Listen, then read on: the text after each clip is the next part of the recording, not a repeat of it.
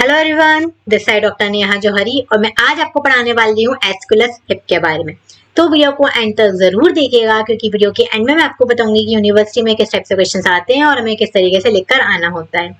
यदि आपने अभी तक मेरा चैनल सब्सक्राइब नहीं किया है तो प्लीज मेरे चैनल को पहले सब्सक्राइब कर लीजिए और बेल आइकन को दबाना बिल्कुल नहीं भूलिएगा। इसकी हेल्प से आपको मेरी जो भी नई वीडियोस है उसका नोटिफिकेशन मिलता रहेगा। तो एस्कुलर हिप को मैं स्टार्ट करने के पहले आपको पूरा इसके बारे में एक्सप्लेन कर देती हूँ शॉर्ट में, जिसकी हेल्प से आपको ये रेमेडी समझ में थोड़ी इजी हो जाएगी। तो एस्कुलस हिप जो है हमारी सीधी सीधी अगर मैं बात करूँ, अगर एग्जाम के पॉइंट ऑफ व्यू की बात करूँ तो ये हमारे हिमोराइड्स के ऊपर वर्क करती है। हिमोराइड्स पाइल्स के अंदर सबसे ज्यादा यूज होने वाली ये रेमेडी है। तो पाइल्स के होते हैं जहां से हम स्टूल पास करते हैं, जो एनाल रीजन होता है वहां पे कुछ वेन्स प्रेजेंट होती हैं, छोटी छोटी वेन्स स्टिक होती हैं। जब तक वहां नॉर्मली स्टिक है तब तक तो हमें कुछ नहीं होता, लेकिन जब भी उनके ऊपर प्रेशर पड़ता है तो प्रेशर पड़ने की वजह से ये जो वेन्स है वो फूल के नीचे लटक जाती हैं और इनके अंदर ब्लड का एक्यूमुलेशन स्टार्ट हो जाता है, ब्लड भरना शुरू हो जाता है। तो उसी कंडीशन को हम कहते हैं पाइल्स। तो ये क्यों फूलती हैं, ये क्यों ऐसे हमारे डायलेट हो जाती है, स्वाइल हो जाती है, स्वाइलों के नीचे लटकने लगती हैं। तो इसका एक जो मेन कॉज है वो है कॉन्स्टिपेशन। जब भी किसी पेशेंट को सीवियर या ऑब्स्टिनेट कॉन्स्टिपेशन होता है तो उस कंडीशन में जब भी वो स्टूल पास करने जाता है, क्योंकि जो स्टूल है कॉन्स्टिपेशन की वजह से बहुत हार्ड एंड नॉटी हो चुका है, बिल्कुल इतना हार्ड हो चुका है कि वो इजीली नॉर्मली पास आउट नहीं हो पा रहा है, तो पेशेंट क्या करता है, वो बहुत ज्यादा प्रेशर लगाता है, बहुत ज्यादा एफर्ट्स लगाता है कि जो उसका स्टूल है वो बाहर आ जाए, पास आउट हो जाए।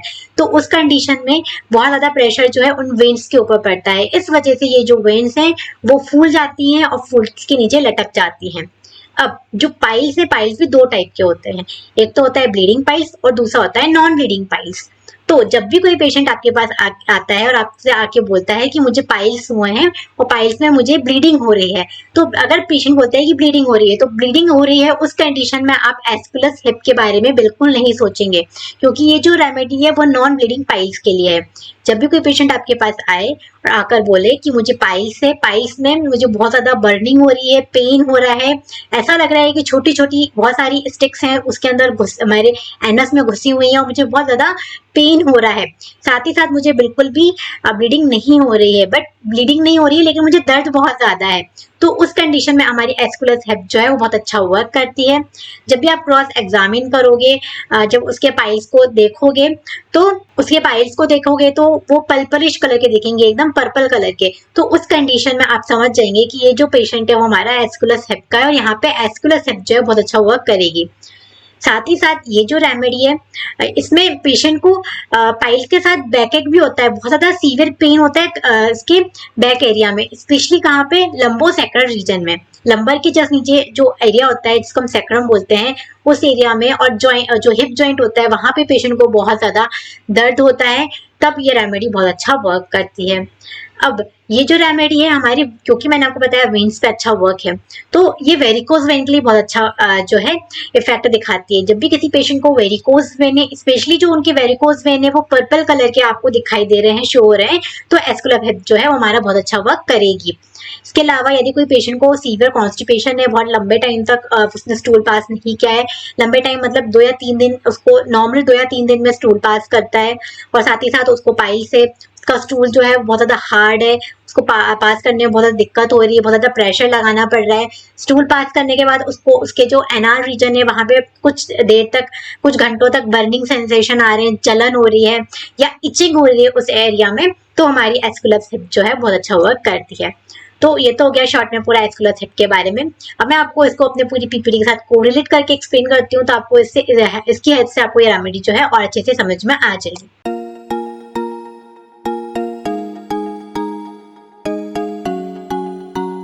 स्टार्ट करते हैं आज का video which is on Aesculus hip. तो इसका कॉमन नेम क्या है, हॉर्स चेस्टनट, इसको हॉर्स चेस्टनट भी बोलते हैं। पूर्वज जो है डॉक्टर कोली है, तो जो उसकी फैमिली है वो स्पाइडिएसी फैमिली में आती है और इसी वेजिटेबल किंगडम की एक रेमेडी है। अब स्पेयर्स ऑफ एक्शन की बात की जाए तो हमारे पोर्टल सिस्टम में liver, lumbosacral region, lumbosacral articulation पे बहुत अच्छा वर्क करती है। इसके बाद हम नेक्स्ट आ जाते हैं इसके कॉन्स्टिट्यूशन के ऊपर।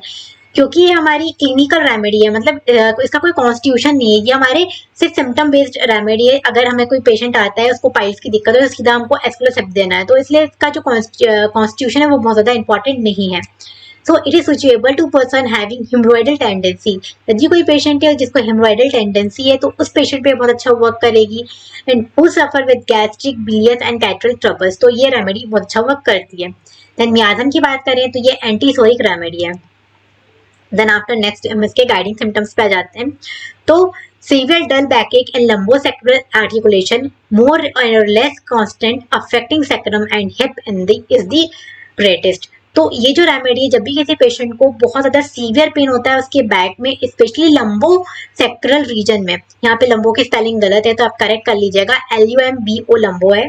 तो यदि किसी पेशेंट को लंबो सेक्रल रीजन में बहुत ज्यादा सीवियर पेन है और साथ ही साथ उसको हिमोरॉइड्स की दिक्कत है तो हमारी रेमेडी बहुत अच्छा वर्क करती है।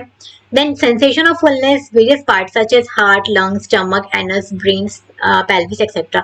पेशेंट को ऐसा फुलनेस ऐसा लगता है, कुछ भारी भारी सा लगता है वेरियस ऑर्गन में, बहुत सारे अलग अलग ऑर्गन्स में, तो ये रेमेडी अच्छा वर्क करती है। जैसे कि उसके हार्ट में उसको बहुत ज्यादा हैवीनेस लग रहा है, सांस लेने में उसको दिक्कत आ रही है, लंग्स में हैवीनेस लगेगा, स्टमक में बहुत ज्यादा उसको गैस हो रही है, एसिडिटी की प्रॉब्लम हो रही है, तो उस कंडीशन में अच्छा वर्क करेगा। एनस, ब्रेन, पेल्विस, इन सारी जगहों पे इसका जो एक्शन है वो अच्छा देखने को मिलता है।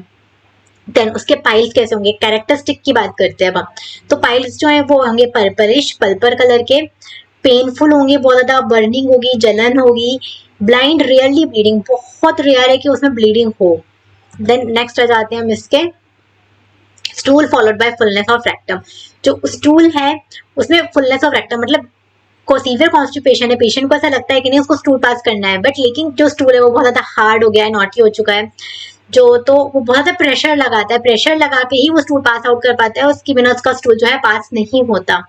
तो सेम इसमें क्या क्या कौन कौन सी रेमेडीज के कंपेरिजन में हमारे aloes, ignatia, muriatic acid, nitric acid and sulphur. इसके अलावा फॉसेस, फॉसेस मतलब होता है जो हमारे माउथ के पीछे का जो एरिया होता है, जो हमारी ओरल कैविटी को फाइनेक्स तक कनेक्ट करता है, उस एरिया को हम फॉसेस बोलते हैं। वहां पे यदि किसी पेशेंट को बहुत ज्यादा बर्निंग हो रही है, जलन हो रही है, प्रिकरिंग सेंसेशन आता है, स्टेचिंग ऐसा लगता है कुछ चुभ रहा है और बहुत सारी ड्राइनेस लग रही है, तो उस कंडीशन में भी ये रेमेडी बहुत अच्छा वर्क करती है। तो frequent inclination to swallow with burning, pricking, stinging and dry constricting fauces, इसके कंपेरिजन में आ जाती है हमारी apis and bella. Then next उसको कोराइजा होगा। कोराइजा कैसा होगा, उसका जो भी डिस्चार्ज है वो बहुत थिन होगा, वाटरी होगा और बहुत ज्यादा उसको बर्निंग होगी, तो thin watery during coryza with characteristic rawness and sensitiveness to cold air. अब ये जो रेमेडी है प्रेगनेंसी के दौरान प्रोलेक्स ऑफ यूट्रस और लिक्यूरिया के लिए भी बहुत अच्छी रेमेडी है। तो black give out during pregnancy, prolapse and leucorrhoea. Then after next इसमें जाते हैं इसके माइंड पे। तो क्योंकि पेशेंट को सीवियर कॉन्स्टिपेशन है, बहुत लंबे टाइम तक वो स्टूल पास नहीं करता, लेकिन जब भी वो स्टूल पास कर रहा है तब उसको क्या हो रहा है, बहुत ज्यादा प्रेशर लगाना पड़ रहा है, प्रेशर लगा रहा है तो उसके जो हिमोरॉइड्स हैं उसमें उसको बहुत ज्यादा बर्निंग हो रही है, ऐसा लग रहा है कुछ चुभ रहा है, ढेर सारी स्टिक्स उसमें घुसी हुई हैं, इस टाइप के सेंसेशन आ रहे हैं। तो ये लॉन्ग सफरिंग होगी, मतलब क्रॉनिक कंडीशन में चला जाता है, तो उस कंडीशन में पेशेंट क्या हो जाता है, बहुत ज्यादा चिड़चिड़ा हो जाता है, इरिटेबल हो जाता है, उदास हो जाता है, यार क्या मुझे क्या चीज हो गई है, ऐसा मुझसे अब मैं क्या करूं कि ठीक हो जाए। तो aesculus hip patient are as a rule despondent, gloomy and irritable, they lose temper easily, वो इजिली गुस्सा हो जाते हैं, एंड गेन कंट्रोल स्लोली, और धीरे धीरे अपने आप को कंट्रोल कर पाते हैं, are also miserably cross. Then next इसके हम पर्टिकुलर्स की बात करते हैं। तो एग्जाम के पॉइंट ऑफ व्यू से बात करें तो इसका जो है कॉन्स्टिपेशन और पाइल्स जो है वो वही इंपॉर्टेंट है। तो एस्कुलर हिप की हिमोरॉइड से ज्यादातर पूछे जाते हैं, तो मैं आपको वही अच्छे से एक्सप्लेन करती हूँ पूरा। तो इसका पूरा रेक्टल सिस्टम मैं आपको एक्सप्लेन करने वाली हूँ, जिसमें आता है सबसे पहले कॉन्स्टिपेशन। तो इसमें क्या होता है, स्टूल कैसा होता है पेशेंट का, stool is large, dry, hard and difficult to pass. जो पेशेंट है उसका स्टूल बहुत ज्यादा लार्ज होता है, ड्राई होता है, और ड्राई होने की वजह से वो इजीली पास आउट नहीं हो पाता, तो पेशेंट को बहुत ज्यादा जो है उसमें उसको प्रेशर लगाना पड़ता है, difficult to pass. Then stool followed by fullness of rectum, उसको ऐसा लगता है उसके जो रेक्टम है उसमें जो स्टूल है वो पूरी तरीके से फिल हो चुका है, भरा गया है पूरी तरीके से। And intense pain in anus for hours, और स्टूल पास करने के बाद उसके एनस में उसको कुछ घंटों तक जो है बर्निंग होती रहती है, दर्द होता रहता है। There is dryness and heat of rectum, उसको बहुत ज्यादा ड्राइनेस लगती है और बहुत ज्यादा गरम गरम सा लगता है उसके रेक्टम में। कॉन्स्टिपेशन विद सीवियर लंबोसेक्रल बैकएक, और कॉन्स्टिपेशन के साथ अगर किसी पेशेंट को लंबोसेक्रल रीजन में अगर दर्द देखने को मिलता है, कमर में दर्द आता है बैक साइड में, तो ये रेमेडी बहुत अच्छा वर्क करती है। देन नेक्स्ट इसमें हम आ जाते हैं इसके हीमोरॉइड्स के ऊपर, जो बहुत ज़्यादा इंपॉर्टेंट है हमारे एग्जाम के पॉइंट ऑफ व्यू से। यहाँ आप देख सकते हैं कि हीमोरॉइड्स कैसे दिखाई देते हैं, स्पेशली पर्पलिश दिखाई देते हैं। तो कोई भी पेशेंट है यदि उसको blind, painful, burning and purplish haemorrhoid से विथ रेयरली ब्लीडिंग, मतलब रेयरली ब्लीडिंग हो रही है, मतलब हो ही नहीं रही है ब्लीडिंग, तो उस कंडीशन में ये रेमेडी बहुत अच्छा वर्क करती है। देन रेक्टम सोर with fullness, burning and itching, उसके रेक्टम में उसको बहुत ज्यादा सोरनेस लगती है, उसको ऐसा लगता है उसका रेक्टम पूरी तरीके से स्टूल से भरा गया है, फुलनेस उसको ऐसा फील आता है, और बहुत ज्यादा बर्निंग होती है और इचिंग होती है उसके रेक्टम में। Dryness and heat of rectum, उसको उसके रेक्टम में बहुत ज्यादा ड्राइनेस फील होती है और ऐसा लगता है कुछ गरम गरम हो रहा है, गरम गरम सा फील होता है। With sensation as if rectum is full of small sticks, और उसको ऐसा लगता है कि उसके रेक्टम में छोटी छोटी बहुत सारी स्टिक्स जो है वो भरी हुई है, ऐसे चुभने जैसा उसको दर्द होता है। Knife like pain shoot up the rectum. Then next इसमें आ जाते हैं बैकएक। बैकएक के लिए बहुत अच्छी रेमेडी है। तो लोकेशन क्या है, specially affinity for lumbosacral articulation which is more or less constant, उसको कॉन्स्टेंटली लंबोसेक्रल रीजन में, मतलब लंबर से थोड़ा नीचे जो सेक्रम रीजन होता है उसके आसपास बहुत ज्यादा सीवियर पेन होता है कमर में। तो बैकएक के साथ क्या होता है, कॉन्स्टिपेशन में पाइल्स भी, अगर पाइल्स कॉन्स्टिपेशन के साथ अगर बैकएक देखने को मिल रहा है तो हमारी एस्कुलस हिप जो है बहुत अच्छा वर्क करेगी। So there is sensation of heaviness and lameness and back, उसके जो बैक होता है उसके बैक में उसको ऐसा लगता है बहुत ज्यादा हैवीनेस लगती है, ऐसा लगता है कुछ बहुत ज्यादा भारी भारी सा उसके कमर में किसी ने रख दिया हो, इस टाइप के उसको सेंसेशन आते हैं। देन मॉडलिटीज की बात की जाए तो उसको एग्रावेशन होता है मोशन से, वॉकिंग से, स्टूपिंग से। देन आफ्टर हम इसके जनरल एग्रावेशन की बात करें तो उसको मोशन, वॉकिंग, स्टूपिंग से दिक्कत होती है। तो ये सारी बात हो गई हमारी एस्कुलस हिप के बारे में। अब मैं आपको बताती हूँ यूनिवर्सिटी में किस टाइप से क्वेश्चन आते हैं और हमें किस तरीके से लिखकर आना है। तो जैसे कि मैं आपको पूरे रेमेडी में आप स्टार्टिंग से एक्सप्लेन करती आ रही हूँ कि ये जो रेमेडी है एस्कुलस हिप, इसमें सबसे ज्यादा इसका इंपॉर्टेंट जो है इसका हिमोरॉइड्स है। इसका एग्जाम में सीधा एग्जामिनर जो है आपसे इसकी हिमोरॉइड्स ही पूछेंगे, तो आपको इसको हिमोरॉइड्स अच्छे से कंप्लीटली पढ़ के जानना है। यदि आपसे इसकी जीआईटी भी पूछते हैं तो जीआईटी में भी आप क्या लिख कर आओगे, कॉन्स्टिपेशन एंड हिमोरॉइड्स। यदि डायरेक्ट क्वेश्चन पुटअप करते हैं कि नहीं आप इसका कॉन्स्टिपेशन बताओ या हिमोरॉइड्स बताओ, तो आपको डायरेक्टली वही पढ़ के जानना है। तो ये डायरेक्टली सीधा सीधा क्वेश्चन पूछने वाली रेमेडी है, इसे बहुत ज्यादा घुमा फिरा के आपको नहीं पढ़ना है। ये कोई कॉन्स्टिट्यूशनल रेमेडी नहीं है, यहाँ से आपसे कोई डीपी नहीं पूछी जाएगी। तो यदि आपसे कोई भी एग्जामिनर है वो आपसे इसकी जीआईटी पूछे, कॉन्स्टिपेशन पूछे या फिर हिमोरॉइड्स पूछे, तो आप लिखकर कैसे आओगे।